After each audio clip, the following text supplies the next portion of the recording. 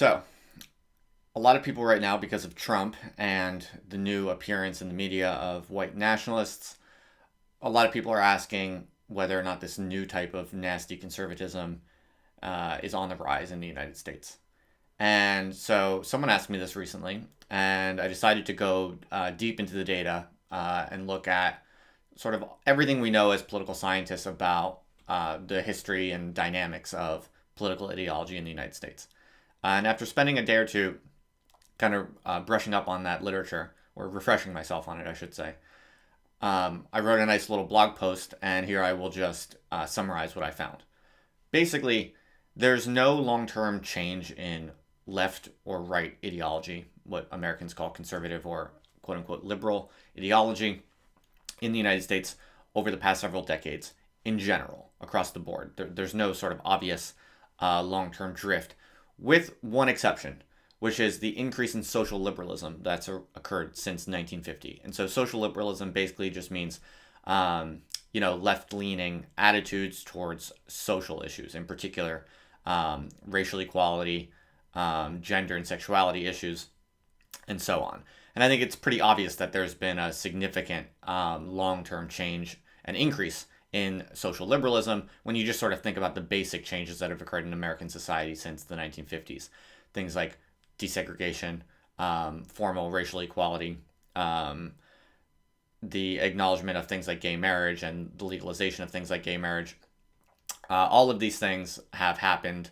Not only have they happened, they've generally been accepted by almost everyone, including on the left and the right. So that is what I would call a significant change or long-term evolution in public opinion with respect to sort of the ideological spectrum. But other than that, there's certainly no sort of long-term drift toward racism or white nationalism. It's exactly the opposite. So that sort of raises the question, okay, but what about recently? Maybe, since Trump, have we seen a sudden increase in this sort of thing?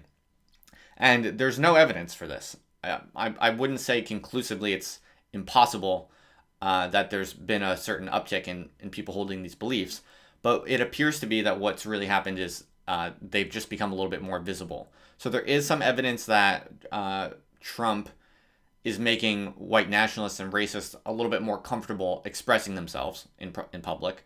There's some pretty good research being done on this. That seems to be the case.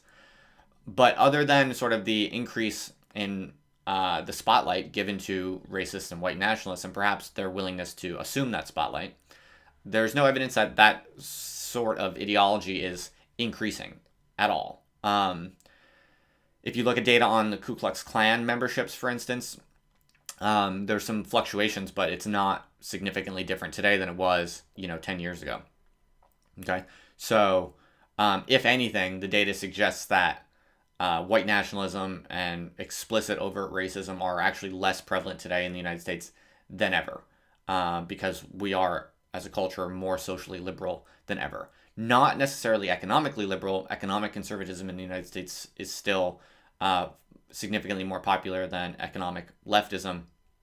This is why you also can't really say that the United States is becoming, taken over by left-wing ideology in general. You can't really say that because it's still economically, a very capitalist country in terms of, what people want and the way that they think. But you can really say that the United States has increasingly been taken over by the ideology of social liberalism, or just sort of socially liberal attitudes towards things like racial equality, sex and gender, and things of this. That's true. That's real. That really has happened. So my final kind of point here would be that I think what has really happened is that because social liberalism has become so universal on the left and the right over the past several decades, it is precisely because of this cultural consensus that recent appearances of, a small, very, very small number of socially illiberal right-wing folks who find solace in Trump and find some confidence to actually be expressing their extremely marginalized attitudes, it appears to us as extra outrageous, extra significant, extra substantial, but precisely because it's so on incredibly sort of on the absolute margins of what anyone actually thinks today. And it's coming on the heels of very long-term and near universal takeover of socially liberal attitudes. That's my short and I hope succinct summary of what I found when you look at what I find when you look at all of the data on that the political scientists have gathered to answer this question.